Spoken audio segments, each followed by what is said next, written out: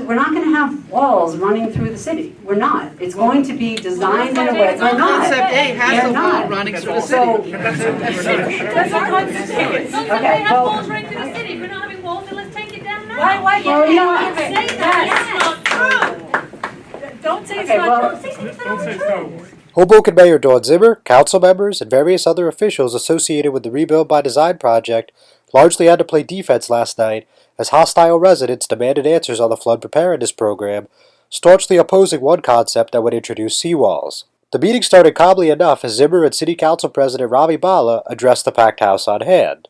The demeanor in the room remained calm when the first question of the evening came from a resident wanting to know the exact details of how the program will move forward.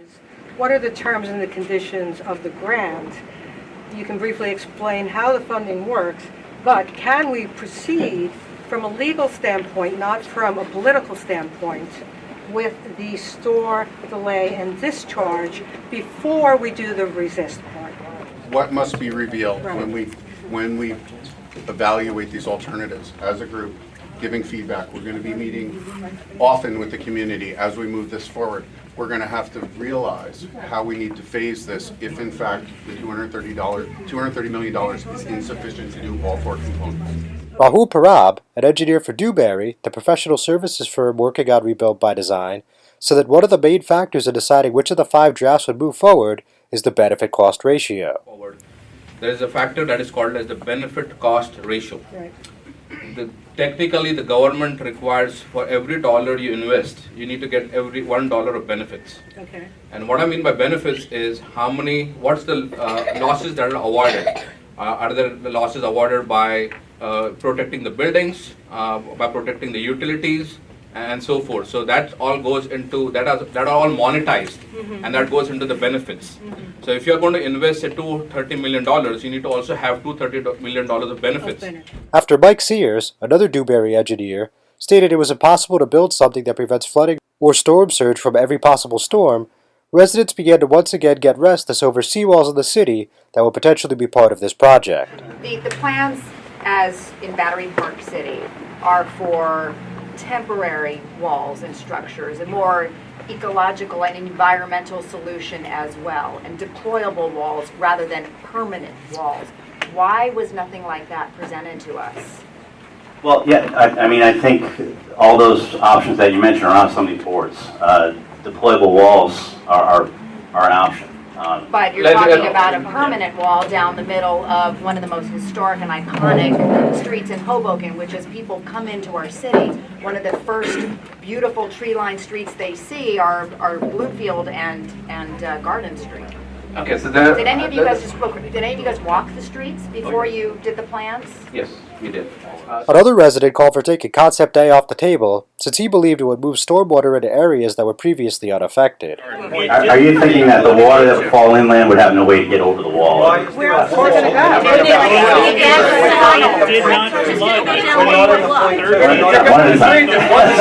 One side is water bound and the other side is designed to keep water away. Sure. Accordingly, those people who are on the water incoming side will be experiencing something that they hadn't experienced before now. Because the wall will block the water from...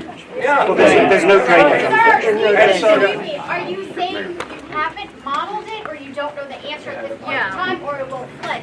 Just be direct with us. No, what I'm saying is that whatever wall were to go in, okay, we'd have to ensure that the effect that you just described, that phenomenon would not occur. Okay. Concept A, which calls for up to 12.7-foot high flood walls in certain parts of Hoboken, eventually had Zimmer under heavy fire from the crowd. it's not just, we're not going to have walls running through the city. We're not. It's going to be designed in a way. We're not. Concept A has a wall running through the city. That's our concept A. Okay, well, walls running through the city. If we're not having walls, then let's take it down now. Why Well, can't you know, we say that? That's not true. Don't say it's Okay, not well, true. Say things that Don't say aren't true. so.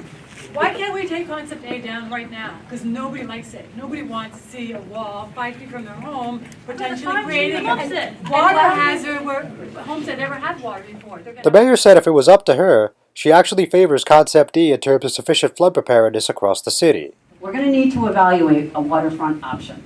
So we're going to need to evaluate that, and potentially it could be that it doesn't need to be as high, and we can creatively design it, and everyone supports it. So that's one way we could get to 100%. Another way that we could get to 100% is by saying, you know, that's why I think option E is a good one to consider, because then the buildings, the larger buildings, are buildings where we could help those buildings to figure out your strategy to individually protect. A decision on a concept, likely to be made by the state, is expected in January 2017, with construction not set to commence until 2022. I'm John Heides with the Hudson County View, the eye of the community.